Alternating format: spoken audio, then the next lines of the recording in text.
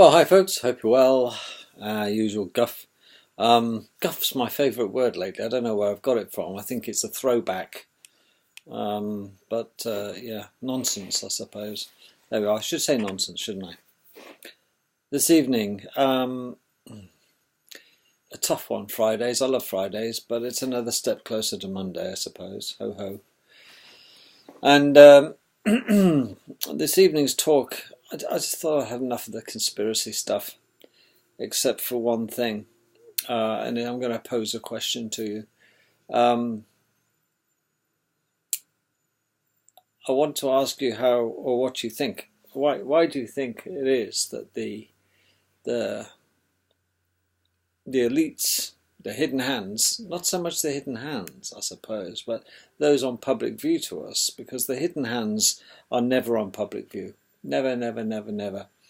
They're hideous creatures, physically and mentally, and visually, being physical. It's they operate. They really are in the shadows. They should be locked away there all the time. But they interact with those we consider those who run the world. But they are the true leaders of our world. Those that we see in the media or we know of are aware of. People like Kissinger and the Americans, high rollers, the very wealthies. Bill Gates, the Queenie, Queen Beatrix, all the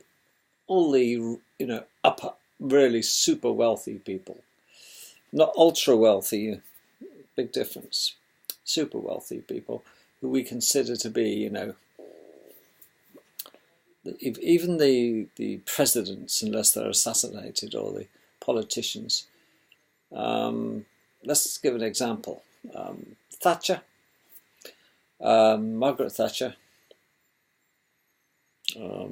Edward Heath, Henry Kissinger. I just don't like saying his name. The Windsors, the kings and queens of Britain, lately, for the most part. They all seem to live to a ripe old age.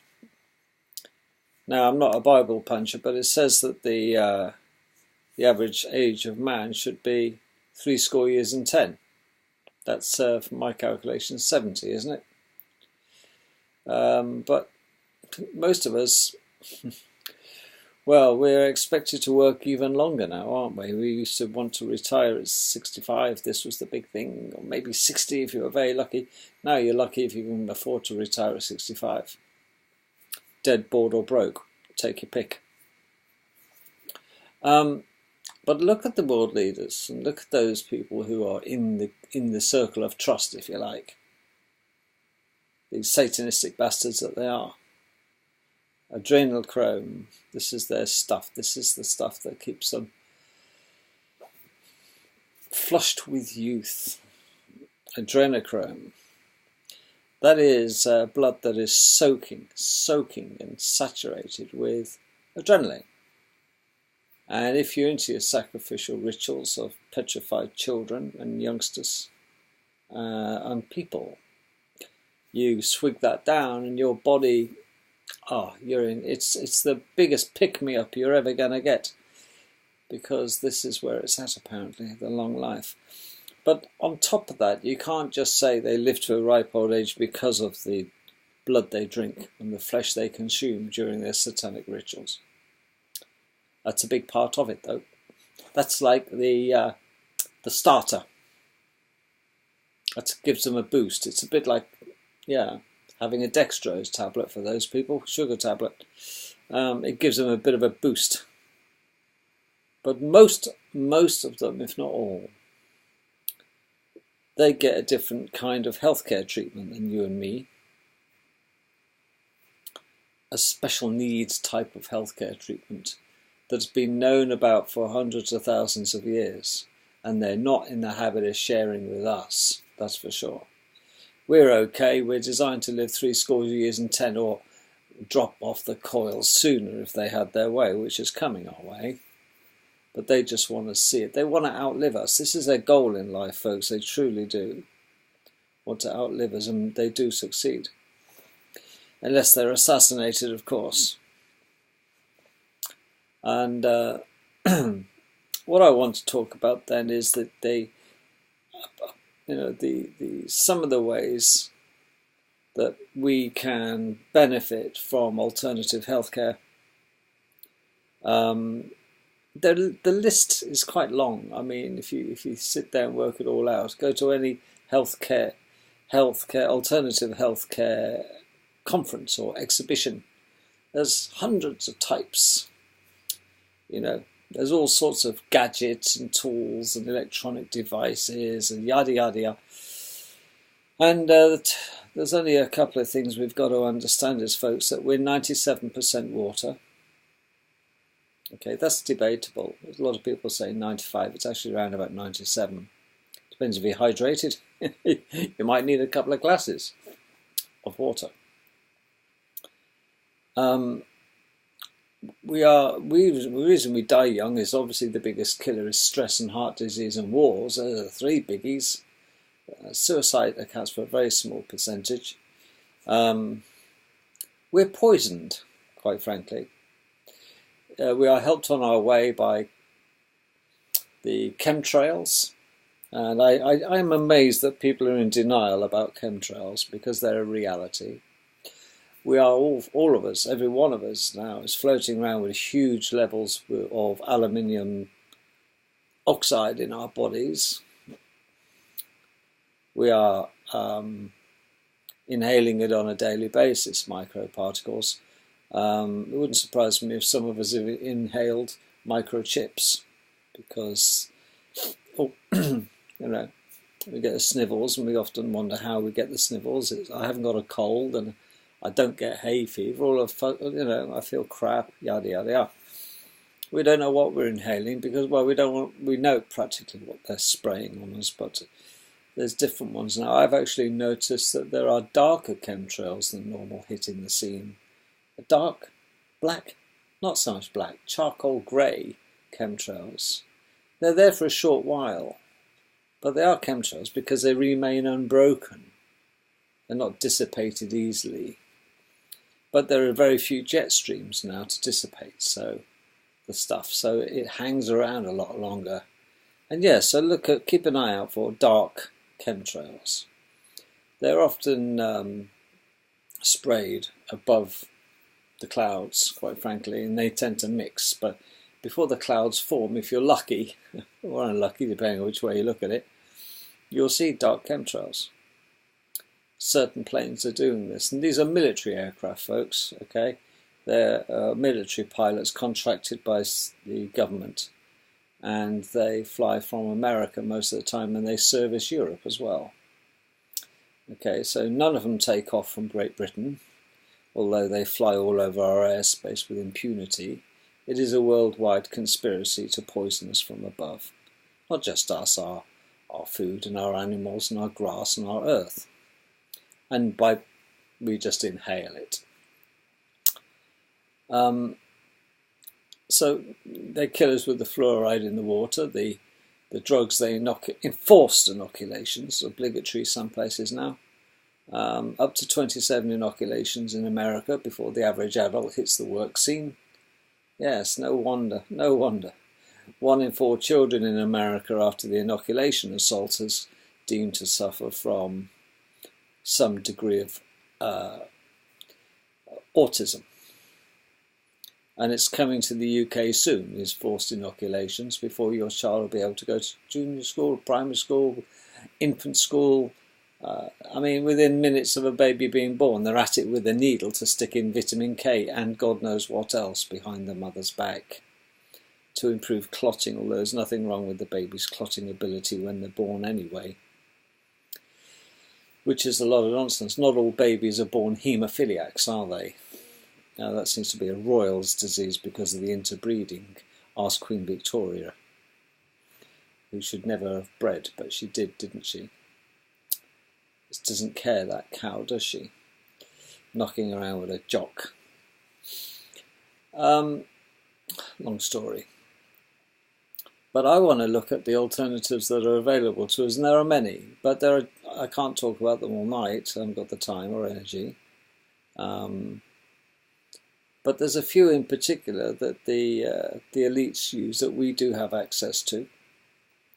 And there's a couple that are charlatan. I think that are just crap, in my experience. And if I contradict what you think, I apologise in advance. But these are my own thoughts over a period of probably 30 years in the healthcare world. Okay, so I've gathered this information. But one thing's for sure. I've been involved with surgery, anaesthetics, of a variety of types, from very basic all the way up to cardio and neuro. I know the NHS and private sector very well. I've seen things come and I've seen things go. I've seen the advancement of science and what it has done. It's quite phenomenal. But you know something? The underlying score is this: the body knows best. With all our piety and wit and skill sets and knowledge, it's amazing that most of the healing is done by the body, not anybody else. And that's the thing to remember. The doctors don't heal you, the surgeons don't heal you, the anaesthetists don't heal you. You heal you. Okay? They can perhaps start you on the process and guide you through the process and protect you while the process is underway. But you are the only one who heals you. Your body heals you, but sometimes your body craves help. And sometimes your body doesn't get the help it needs. Or that help is deprived to you and I. So I want to talk about different methods where you can help yourself. Anybody who knows me will know that I've turned my back on standard medicine, for the most part. And I haven't flipped. I honestly haven't lost my marbles. But I've seen the light, quite literally. Because I've concluded that after all this, that I recognize now that human beings are electrically controlled. We are electrostatic beings. Everything about us is electric. We are a bag of biochemicals, but those biochemicals produce two things. They produce electricity. They require oxygen in order to do so, and oxygen combined with electricity and chemical reactions between both to break up the oxygen. Oxygen, of course, is O2. And sometimes we have to break down water, H2O, chemically to produce a reaction, energy again. So there's two things. We need water and we need energy from oxygen.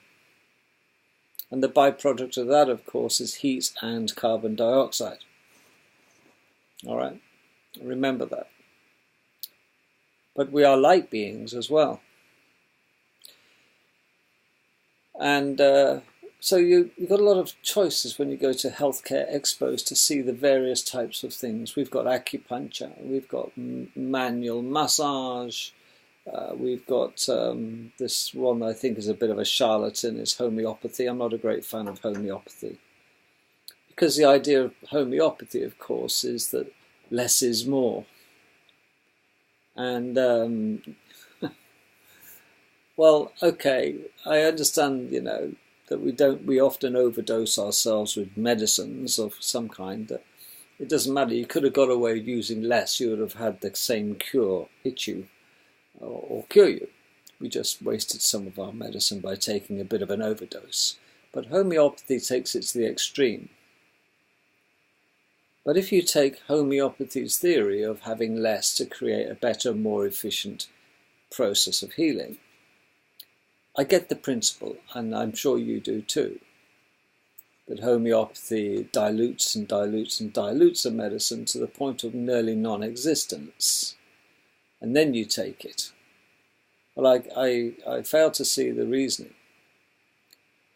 because ultimately, if you pushed it to the final end point and said, fine, I'm going to give them purest water, and I'm not going to put anything in it that's going to be medicinal apart from the water, then what's the point? You see, the more dilute you make something, the less effective it is. And ultimately, the end point is, don't put the thing in that's going to help with the healing.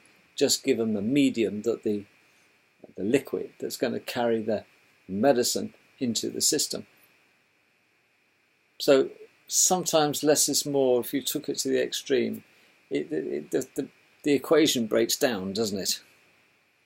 But then you wonder if homeopathy is heavily linked to the power of thought and belief.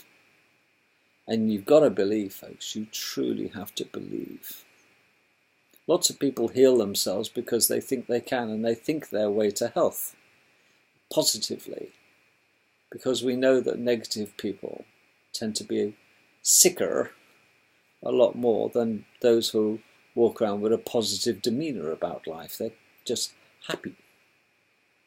So we have two types of people, don't we? The continuous off-sick, moaning ninnies, always got lumps and bumps and pains and aches. You probably know people like this. How are you? Oh, not too well, Tony, really. The old back's playing. No, it's my leg this time, mate. Oh, I've got terrible, terrible chilblains. Oh, you meet them. And you think, wow, nothing you can do for those folks. It's up here. And our mind is probably one of the greatest medicines we can take, a positive mental attitude. But it's difficult when we're surrounded by a sea of negativity, isn't it? But going back to the topic of being light electric beings, I want you to remember that in everything you do. And the other way we get our medicines, of course, is via poisonous tablets and liquids. And they truly are poisonous. And one of the biggest killers in our society, folks, is sugar. Sugar is the only food that cancer enjoys eating, believe it or not. I'm a big believer in cancer being caused by a virus or triggered by a virus, and the resultant cells get triggered into becoming carcinogenic cancers, and they feed on nothing but sugar. And if you want to slow the process down of accumulating more cancer in your life, or even attracting it into your life, cut out sugar. It is snow white and deadly. Snow white and deadly. And that's why sugar is to be found in practically everything nowadays, everything. And they make a big show, don't they, the government, out of being altruistic and trying to help us live longer and be healthier. Bollocks, that's not their agenda at all. Because as one hand gives, the other takes away, doesn't it? Of course, it often takes more away than what it gives. But we have this horrible mental stuff called aspartame and saccharin that's been put in our food chain by Dick Cheney. Oh, sorry, it's Donald Rumsfeld, I beg your pardon. Who, got it through the FDA, and it was a known carcinogen. There's plenty of people dying of anaphylactic shock because they consume aspartame without realizing it's in the drink they're drinking. And it's a dumbing down agent, and it's a mental suppressant. We are under attack, quite frankly, by the eugenics program in full swing. And diabetes is soaring up, type 1 and type 2. Look at the state of most Americans. It's not their fault that they are a nation of fatties. And it's happening in Britain as well, so we needn't be so smug. But we've got to do something. So the idea is that we have to become aware and educate ourselves, and this is why I'm doing this video, is to throw you a few life rings into the sea of despair for you to grab onto. I want to get you off your meds, quite frankly. I want to get you off the painkillers. I want to get you off the dependency of the pharmaceutical industry. And I also want to encourage you to think outside the box, away from going to the doctors and going to the GPs. And what's the alternative? I need my pills, man. I need my fix, because they've got you hooked.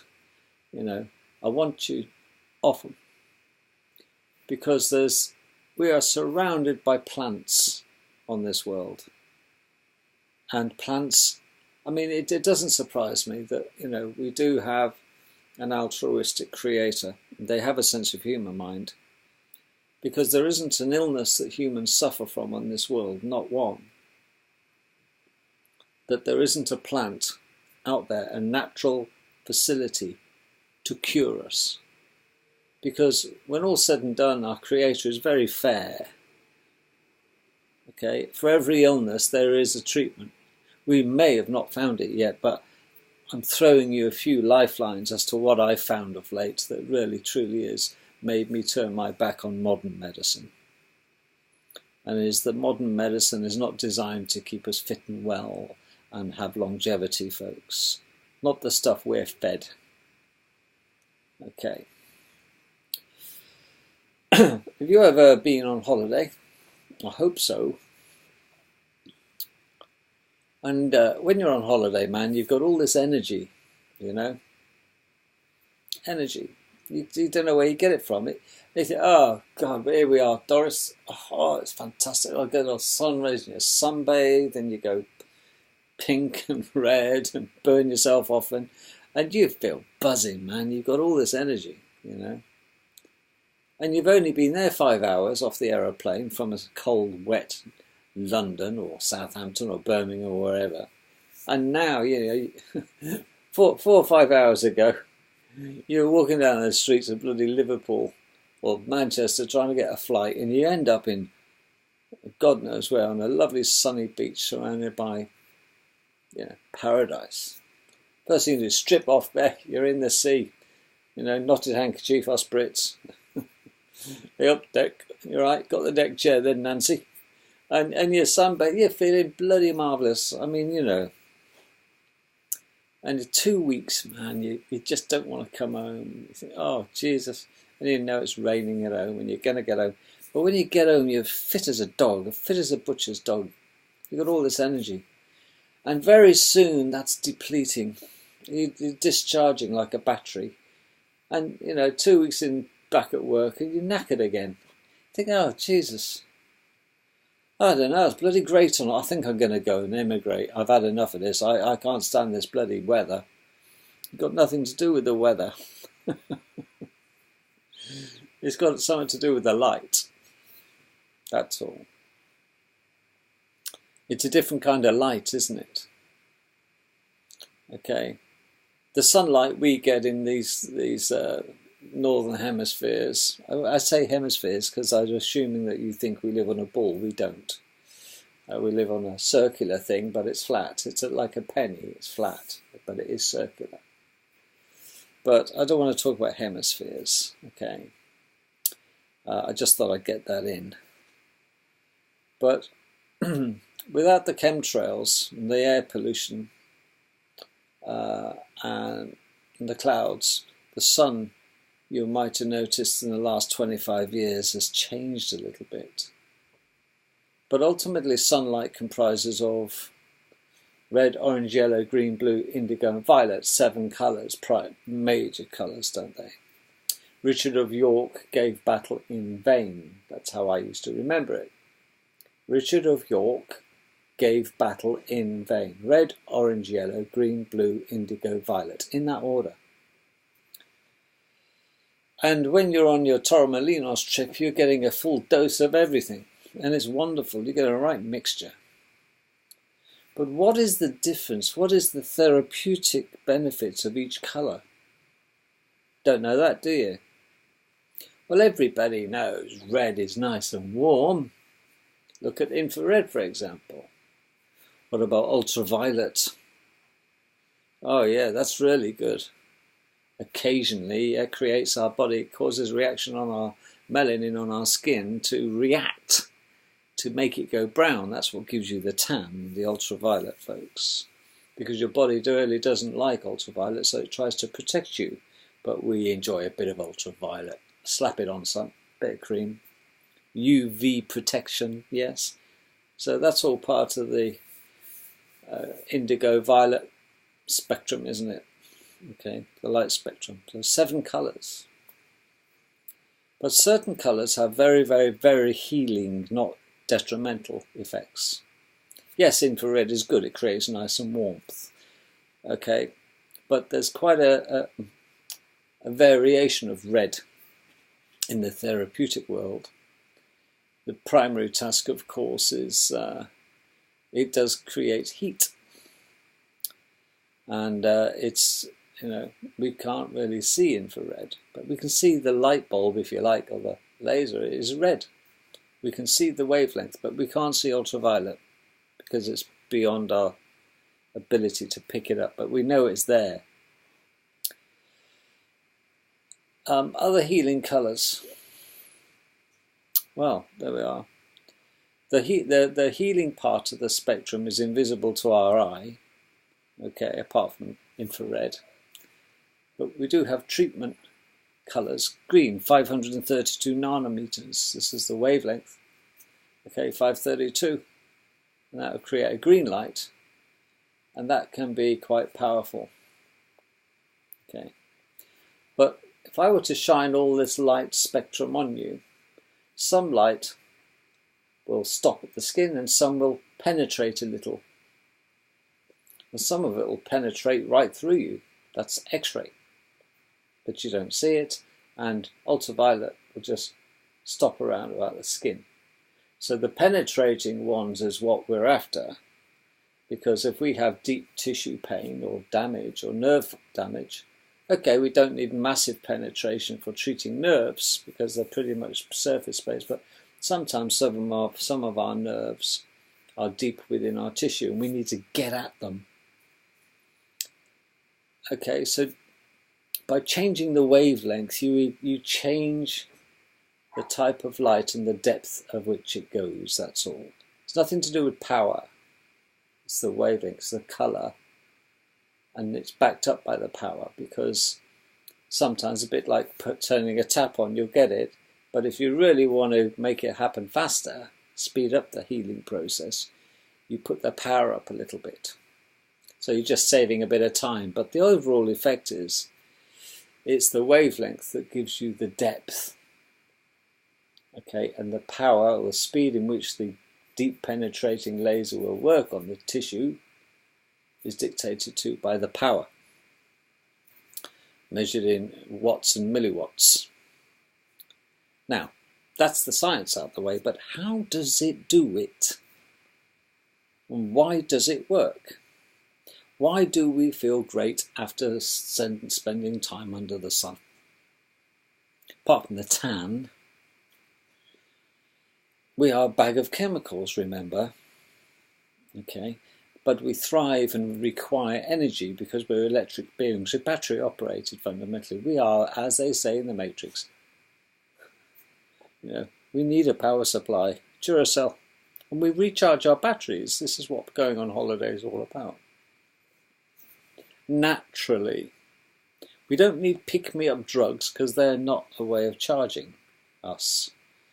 They just shield the problem for a while and make it bearable and make pain go away for a while, but it comes back. But you have to figure out why you're in pain. What's causing the pain? I don't want to disguise it. I want to know I've got pain because the body's telling us something. Hey, got pain here, it needs sorting out, pronto. Get on with it, got tennis elbow. Yeah. Well, here's the deal. How does it work? How does the sunlight make us feel great? Well, it's because it gives us so much energy in a short space of time.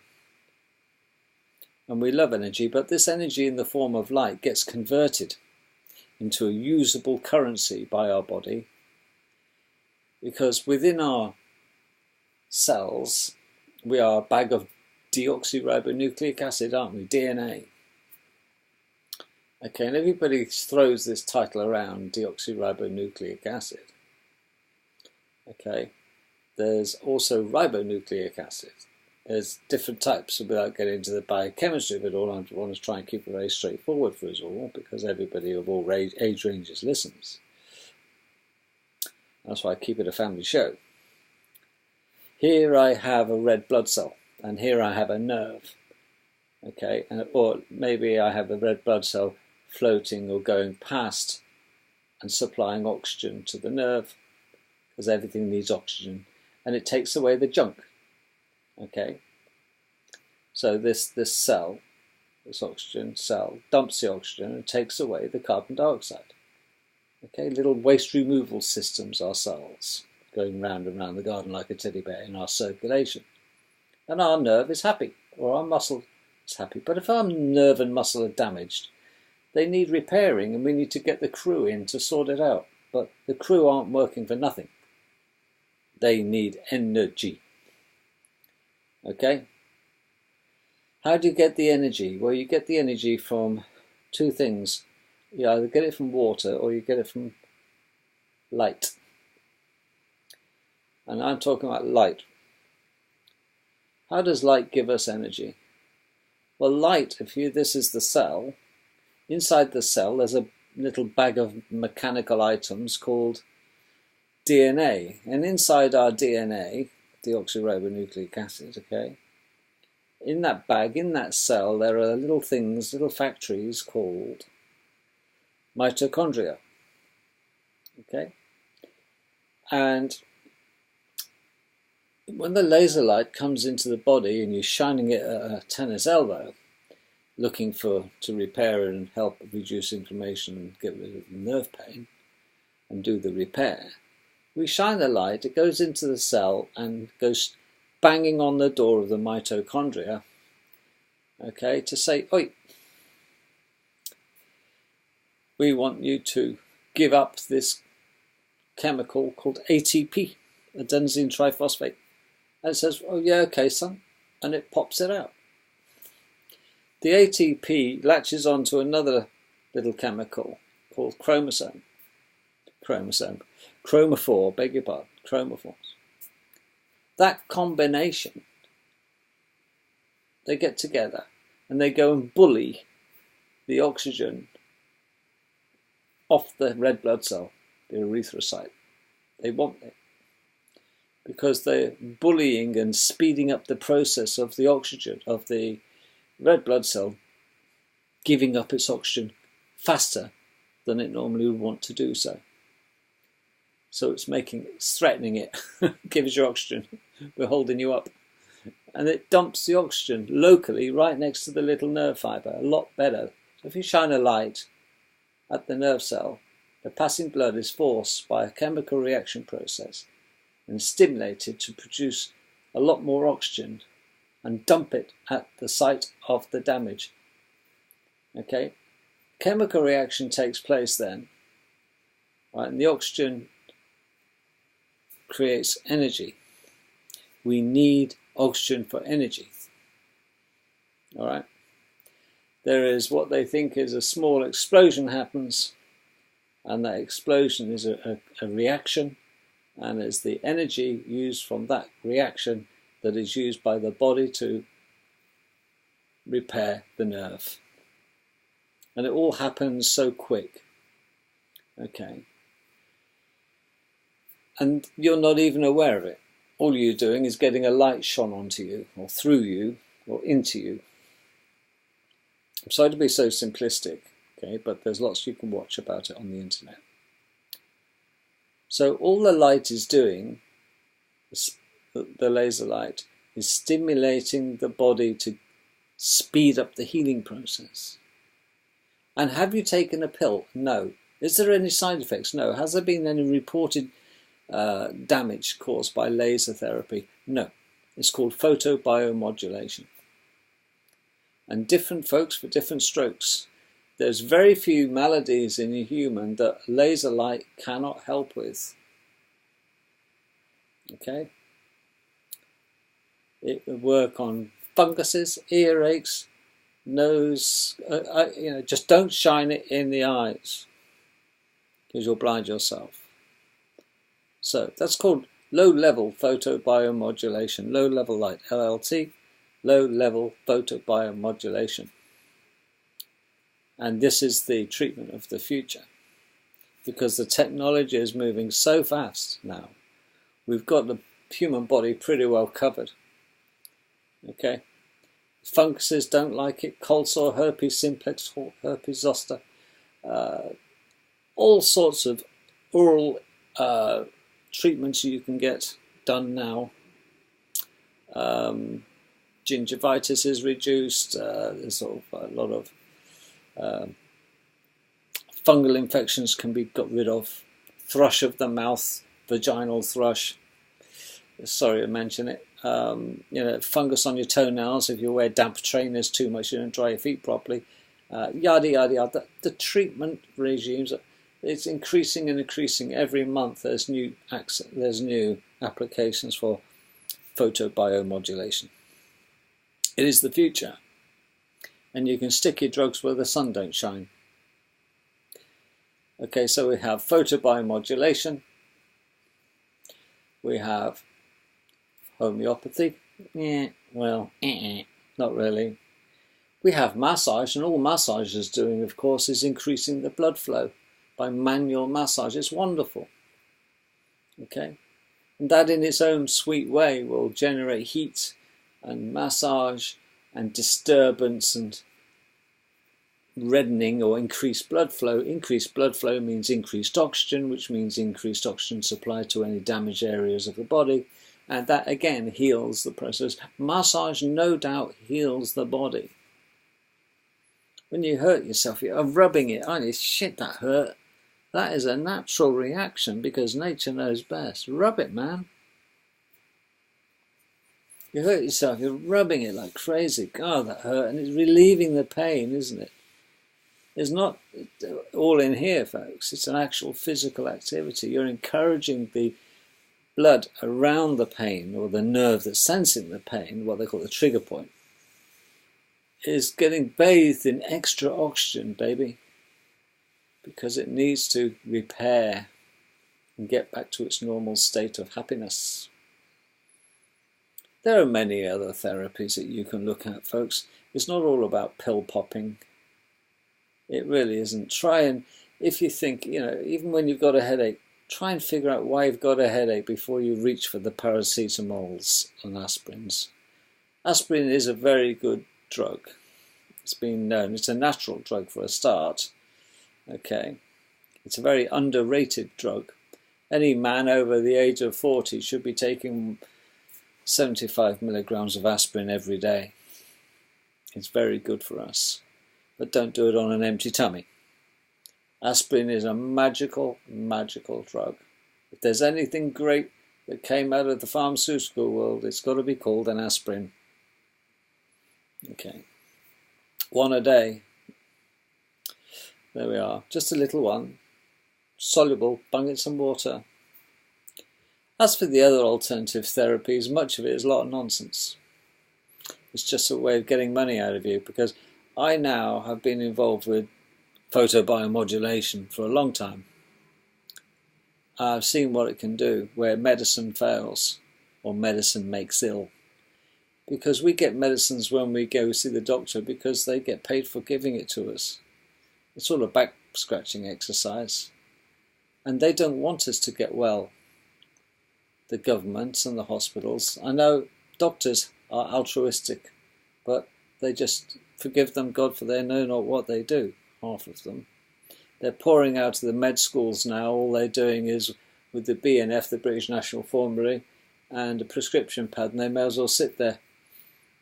I think doctors, GPs, general practitioners will be a thing of the past soon.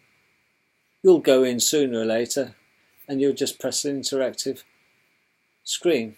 If in that, is it that, and you keep going, you keep pressing, and you press right, dunk, and it'll diagnose you using the world's resources and chuck out a bit of paper with the appropriate pill that you've got to take.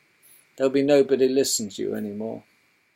There'll be no hands-on, no examinations, no need. Just Press the buttons, will you, and shut your face and move on. That's what's coming. Our GPs are just churning out prescription after prescription after prescription. And the surgeons are doing the same operations day in, day out, repairing the damage that work and society have done to the human body. And then the undertakers sort the rest out. Ashes to ashes, dust to dust. What a sad testament to our society. It's time we get natural and realise that if we want to increase our lifespan, stay away from hospitals and GPs for the most part, and learn to self-heal. Find yourself a local laser therapist that you like, okay, and knows what they're doing, and get your pets on the same treatment. Never mind the pharmaceuticals with the vets, because they thrive on pharmaceuticals, vets do.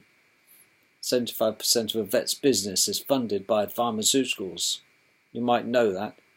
And 95% of the inoculations and they want to stick into your pets' vaccines are an absolute waste of time and bloody dangerous, and are not required. It's a complete scam. It's all about the money, isn't it? Only 25% of a vet's income comes from surgery and consultation fees. The rest is the food and the little bits they've got in the shop front while you're waiting on the chair with your dog or your cat or animal. And then it's, hello, have you had the inoculations, have they? Have they up to date with that? Have they had their boosters? And it's just one big cash cow. You've walked in with your dog and they think your dog's a cash cow. And it is, if you let them get away with the bullshit. I don't want my dog inoculated, thanks, it's not necessary. Parvo. It's not. Well, there we are.